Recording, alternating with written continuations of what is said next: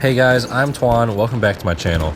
Today I want to talk about what I believe to be the best sniper in Battlefield, and that is the Gewehr .95. So this is kind of an interesting gun, and some people may not agree with me on this because this is the only sniper in the scout class without a sweet spot where you can get a one-hit kill by shooting someone in the chest.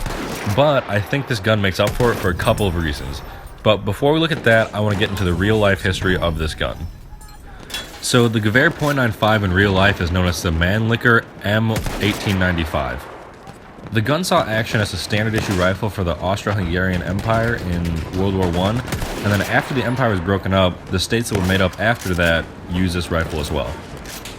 The gun was only manufactured for about 20 years, from 1896 to 1920, but a staggering 3.5 million of these guns were manufactured. This gun became pretty famous on the front because it used a straight pull action bolt, allowing soldiers to fire 30 to 35 rounds a minute, which is really great for a bolt action rifle. It was so famous, in fact, that Italian soldiers actually wrote a song about it on the front lines. As for a feed system, this gun used a N-block system, so think of a large metal casing that holds all 5 rounds. Now, this only allows all 5 rounds to be loaded at once, and you can't load them individually. Now, I'm sure this was a pain in real life, but in Battlefield, this is one of the upsides of the gun. Speaking of ammunition, this gun originally fired round-nosed 8x50 cartridges, but then it was upgraded to fire Spitzer bullets, which are 8x56, and they're pointed tips, which are more powerful. However, this conversion didn't happen until after World War I, so that's why in Battlefield 1 you will see the round-nosed bullets. So that's definitely one thing I'm glad they paid attention to, that adds a little element of realism, that they paid attention to exactly what kind of rounds this gun was firing in that time period.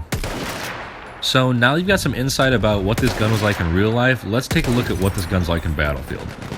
So what I'd like to do is start with the shortcomings of this gun and then move on to the benefits and say how they overcome the shortcomings. So with this gun, I really only see one huge shortcoming, and that is the damage. The max damage you can do at close range if you get a chest shot is 90 damage. And then at further ranges, past, I believe, like the lowest it goes out at 125 meters and beyond is 79 damage with a chest shot. Obviously, limbs are going to be doing less damage, but that's what the damage stats are. And so this is a huge shortcoming because if you're not hitting headshots, you can't get one-shot kills, which every other sniper in the scout class has a sweet spot per se where you can get one-shot kills. So what this means is that essentially if you're not getting headshots, you always have to be prepared to follow up with a second shot to get the kill.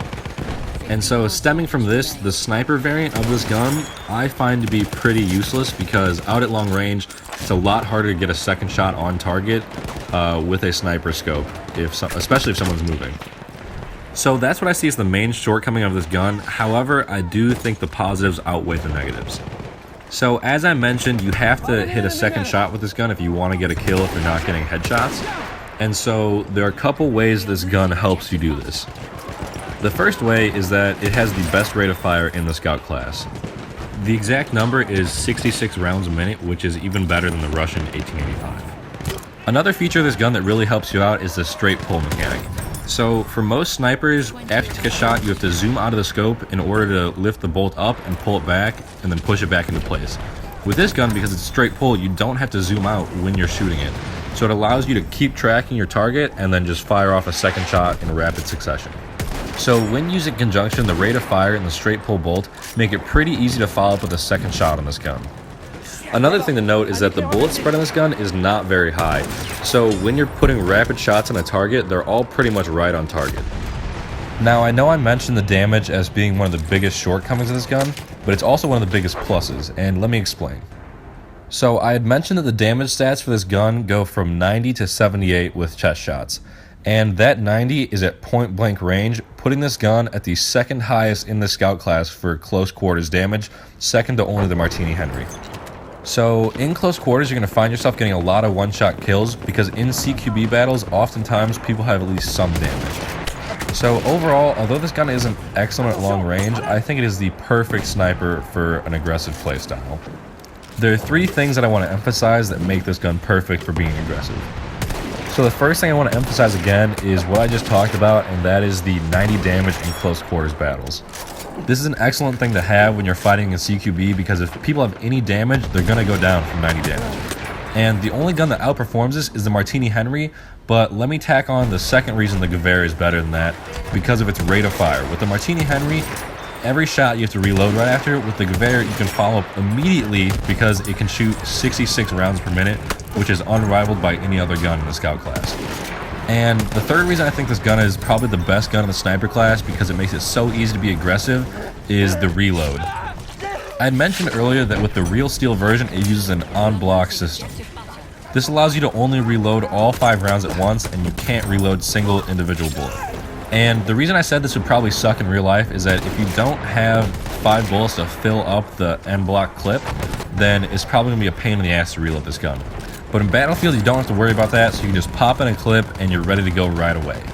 The exact reload time for the sniper is always 3 seconds, and this is because you never have to reload any bullets individually, which is definitely different from all the other snipers.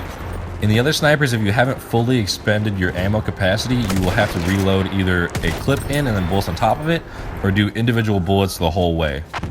And this really sucks because it can take a long time to load in maybe 4 bullets all by hand back to back. With the Gewehr 9.5, you never have to worry about this because the reload never changes, so if you run out of ammo while you're shooting at someone, you can quickly pop in a new clip and get right back in the action. So that's what I've got for you guys today in the Gewehr 9.5, which I think to be the best sniper in the Scout class because it allows you to be so aggressive. If you enjoyed the video, make sure to leave a like and don't forget to subscribe, it really helps me out. Also, make sure to check out my channel. I did a series of videos doing guides for all the classes, so if you check out the Scout guide, I briefly touch on this gun and give you ways to play as an aggressive sniper. So with all that said, I'm Twan, thanks for watching my video and enjoy the rest of this gameplay.